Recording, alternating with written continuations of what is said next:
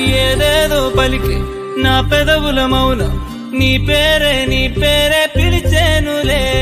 నీ పిచ్చితోనే అల్లాడే ప్రాణం నిన్నేలే తలచేనులే.